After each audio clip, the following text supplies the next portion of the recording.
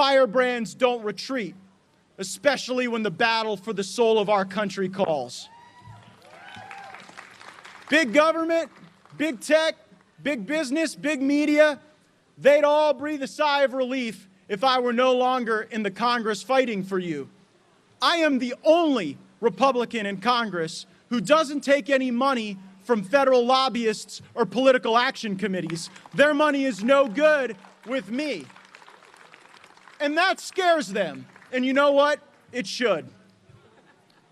They lie about me because I tell the truth about them, and I'm not going to stop.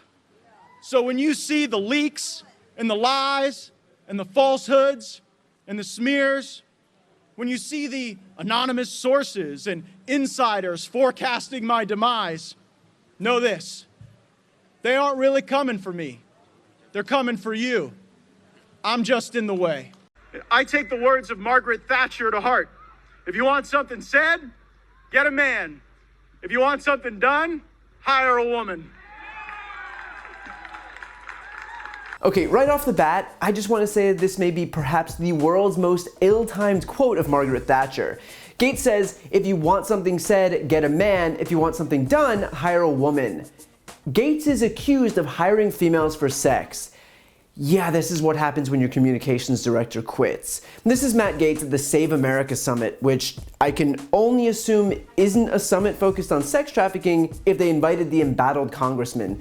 Gaetz is now fully embroiled in this scandal, evidenced by the fact that he's being investigated by the Justice Department over whether he had a sexual relationship with a 17-year-old and paid for her to travel with him, which would be a violation of federal sex trafficking laws. And so his reaction to all of this clearly is to take the stage like he's Braveheart and vow to fight, as if he's the victim here, as if he's not the one currently a subject in a child sex trafficking scandal. Republicans like Gaetz have been so conditioned into thinking that they're always the victims that even in a situation where it's possible that Matt Gaetz may be indicted for trafficking a child, somehow the victim in all of this is him. Yeah, no, that makes total sense. He even alludes to being some type of a fighter for the soul of the country. Again, if this is really who the Republican Party wants to make their representative for the soul of the country, the guy who reportedly paid a sex trafficker for sex via Venmo, then that speaks volumes about that party. And bear in mind, this is the same party that's been sanctimoniously grandstanding about family values at least for as long as I've been alive. And yet now, if it wasn't Donald Trump who became the standard bearer of the GOP despite bragging about committing sexual assault, you now have Matt Gaetz picking up the mantle, himself embroiled in allegations of his own sex crimes.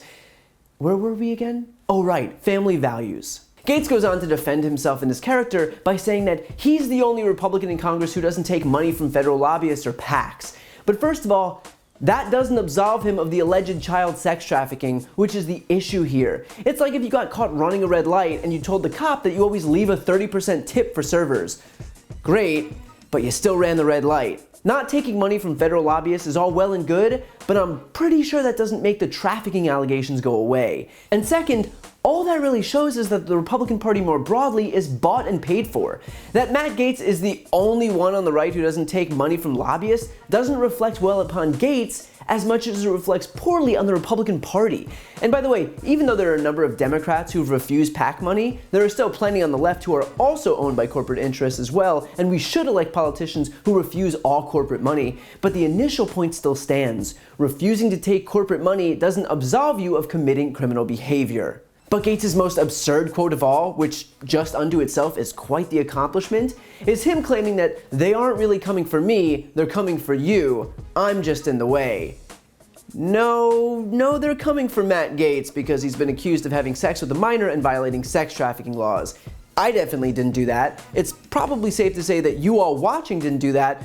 So no, Matt, they're definitely just coming for you. And it's not because you're a conservative, it's not because you're a firebrand, it's not because you were loyal to Donald Trump, it's because you're believed to have broken the law. And that's the thing that Republicans don't seem to understand. That grandstanding about law and order doesn't serve as a shield when you go ahead and break the law. Especially lately, it seems that those most intent on anointing themselves the supposed arbiters of the law are the ones who always seem to break it so often. Which is why it's really not that much of a surprise to see Matt Gaetz not only without a shred of remorse, but actually defiant. If a Democrat was in the same position, something tells me that Gaetz wouldn't show up on that stage and defend them with quite as much enthusiasm as he has right now. The guy even tried to muddy the waters with a raft of completely unrelated defenses.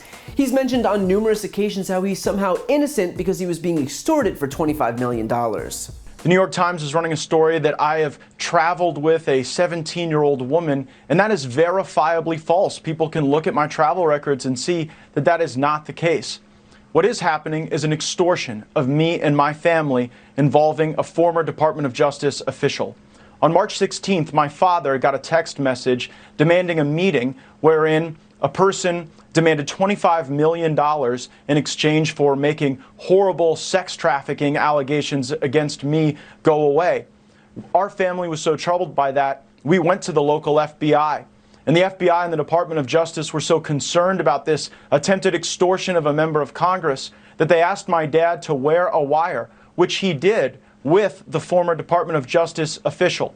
Tonight, I am demanding that the Department of Justice and the FBI release the audio recordings that were made under their supervision and at their direction, which will prove my innocence and that will show that these allegations aren't true. They're merely intended to try to bleed my family out of money. The FBI and the Department of Justice must release the tapes that are in their possession that were done at their direction. Those tapes will show that I am innocent and that the whole concept of sex charges against me was really just a way to try to bleed my family out of money and probably smear my name because I am a well-known, outspoken conservative, and I guess that's out of style in a lot of parts of the country right now.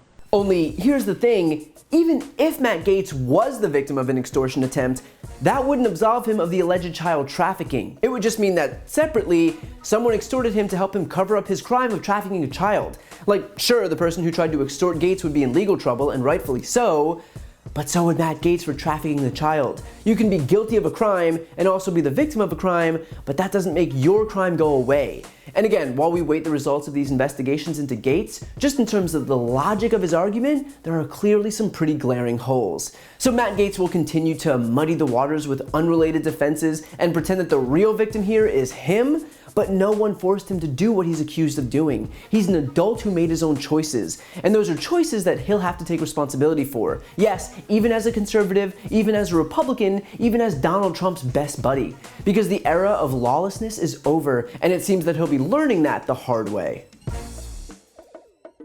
To see more videos like this, don't forget to subscribe. And for a deeper dive, check out my podcast, No Lie with Brian Tyler Cohen, where I discuss the week's top stories and interview major players in the world of politics, like Vice President Kamala Harris, White House Press Secretary Jen Psaki, Elizabeth Warren, Chuck Schumer, Katie Porter, Pete Buttigieg, Nancy Pelosi, and many more. Again, that's No Lie with Brian Tyler Cohen, available anywhere you listen to podcasts.